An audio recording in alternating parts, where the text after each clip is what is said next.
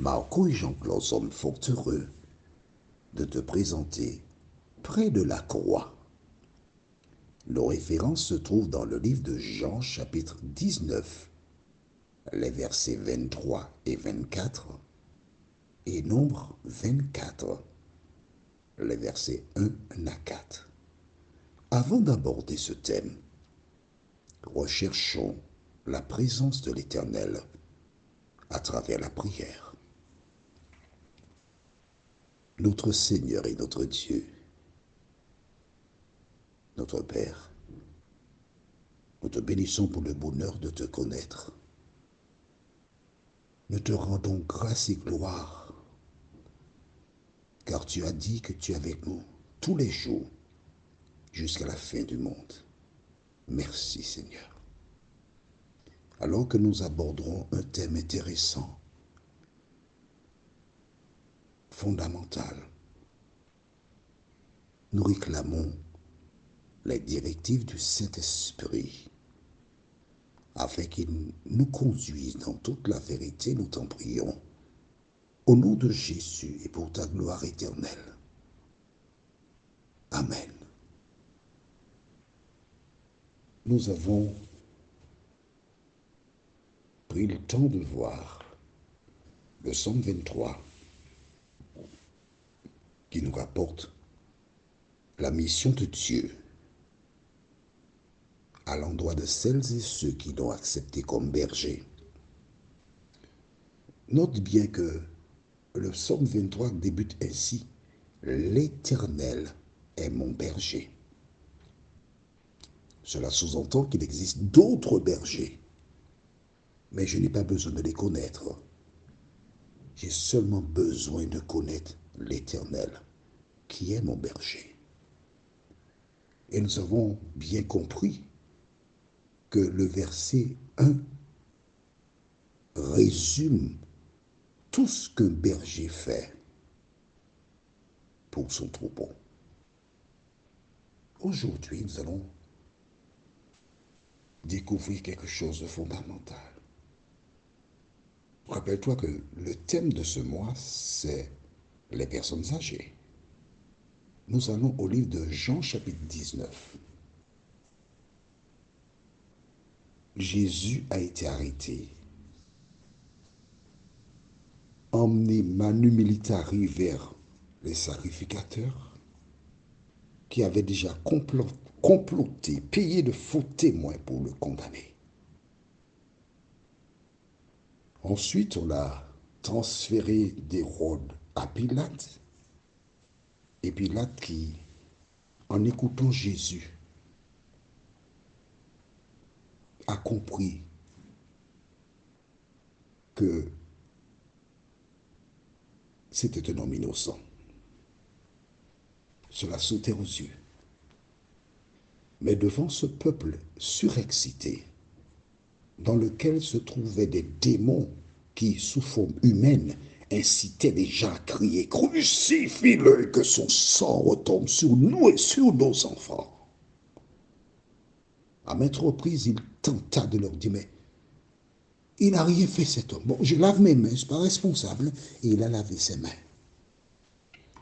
Un grand nombre de personnes qui se disent chrétiennes, aujourd'hui encore, se lavent les mains comme Pilate. Elles refusent de regarder la vérité en face. Elles refusent de se trouver en difficulté par rapport à certaines personnes. Alors, elles font comme Pilate. Elles lavent leurs mains. Jésus est crucifié. Autour de lui, une horde d'individus, encore sous l'influence du diable, cherche à le démobiliser. Et pendant qu'il est là, il fait une déclaration que nous lisons dans le livre de Jean, chapitre 19, les versets 23 et 24. Les soldats, après avoir crucifié Jésus, prirent ses vêtements et ils en firent 4 parts, une part pour chaque soldat. Et ils prirent aussi sa tunique qui était sans couture de seul tissu depuis le haut jusqu'en bas. Et ils dirent entre eux, ne la déchirons pas, mais tirons au sort à qui elle sera. Cela arriva afin que s'accomplisse cette parole de l'Écriture. Ils se sont partagés mes vêtements et ils ont tiré au sort ma tunique. Voilà ce que firent les soldats. Des soldats qui sont contents. Ils se sont bien amusés. On leur a donné l'occasion de jouer avec le roi des Juifs. Ils avaient tressé une couronne d'épines qu'ils avaient placée sur sa tête. L'avaient enfoncé, faisant couler sur son visage le sang. Il avait mis un roseau dans sa main comme symbole du sceptre.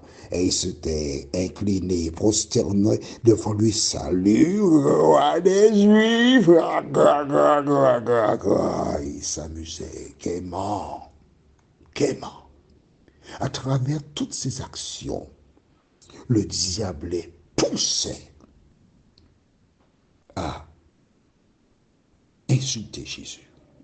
De telle sorte que Jésus réagisse, que Jésus ait une pensée ou une action pour se rebeller. Mais tu sais, il n'a pas bougé. Il n'a rien fait. Il n'a rien dit. Il a tout supporté. Afin qu'aujourd'hui, j'ai la force pour te dire, regarde à Jésus et accepte-le pour sauveur. Il a tout supporté, afin que toi, aujourd'hui, tu places ton espérance dans celui qui ne ment point. Passons maintenant à Nombre, chapitre 24. Les hommes étaient furieux. Il fallait arriver à une conclusion. Parce que les personnes présentes qui ont entendu ces hommes s'exprimer, alors ils ont vite fait leur choix. Ils ont dit, bon ben d'accord, on ne peut pas aller parce que c'est dangereux. Oui, c'est vrai. Les 10 espions qui se sont exprimés ont oublié. Le diable les a aveuglés.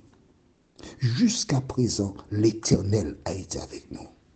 Jusqu'à présent, l'Éternel nous a délivrés des Égyptiens. Jusqu'à présent, l'Éternel a permis qu'on traverse la mer Rouge à pied sec.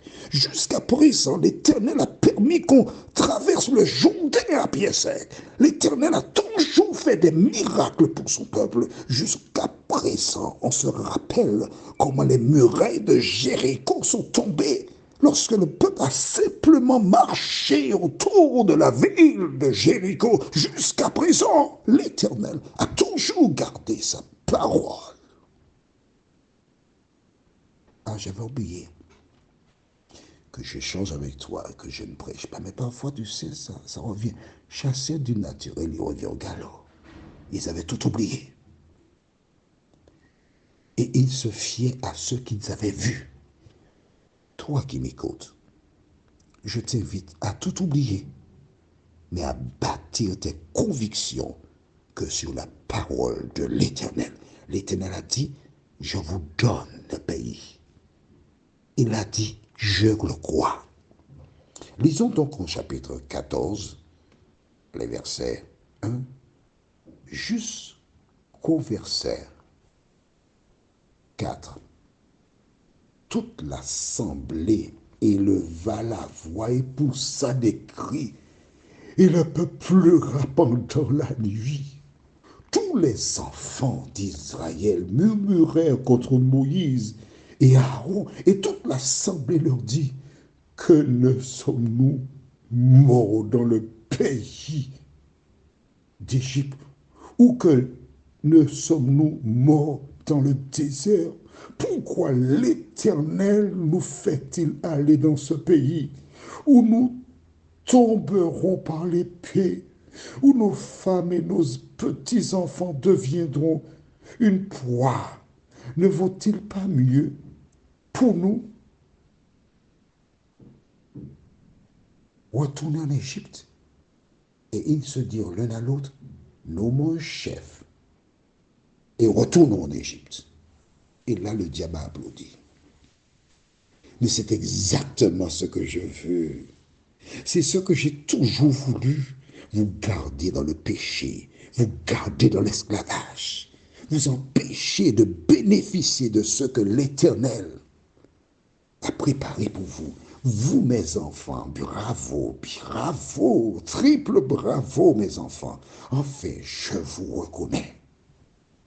As-tu noté que la Bible déclare toute l'assemblée? Toute la nuit, ils ont pleuré. Essaie d'imaginer ça. Dieu dans le ciel qui voit des personnes qu'il a délivrées. Ces personnes sont en train de pleurer. Et tu entends ce qu'ils disent. Ils rejettent le plan de Dieu. Ils rejettent ce que l'Éternel a promis. Ils ressemblent un peu à certaines personnes qui écoutent Jean-Claude. Tu ne trouves pas? Non? Le chant que je voudrais te dédier, c'est vers toi monte notre hommage. Voilà ce que dit ce chant. Vers toi monte notre hommage, Fils de Dieu, puissant Sauveur, qui demeure d'âge en âge, le refuge du pécheur. Loué soit ton amour, loué soit ta jamais. Ton nom, Jésus, ta gloire et tes bienfaits. Loué soit ton amour, loué soit à jamais ton nom, ta gloire et tes bienfaits. Prions. Notre Seigneur et notre Dieu, que de fois avons-nous eu la même attitude que ces personnes? Que de fois avons-nous agi comme eux, Seigneur? Avons-nous douté de la parole? Car jusqu'à présent, toutes celles et ceux qui écoutent la parole depuis longtemps, qui voient, qui comprennent et qui restent sur leur position, agissent indirectement comme ces personnes. Seigneur, merci de parler à nos cœurs. Merci de nous aider à grandir en toi et que jour après jour, nous puissions toujours compter sur toi. Ces grâces, nous te les réclamons au nom de Jésus pour ta gloire éternelle. Amen. Que l'Éternel continue de te bénir et te garder. Notre prochaine étude s'intitule « Voici ton Fils » dans Jean 19, versets 25 à 27. Et nous aurons Nombre 14, versets 5 à 9. Que l'Éternel continue de te bénir et je t'assure qu'il me tarde de te retrouver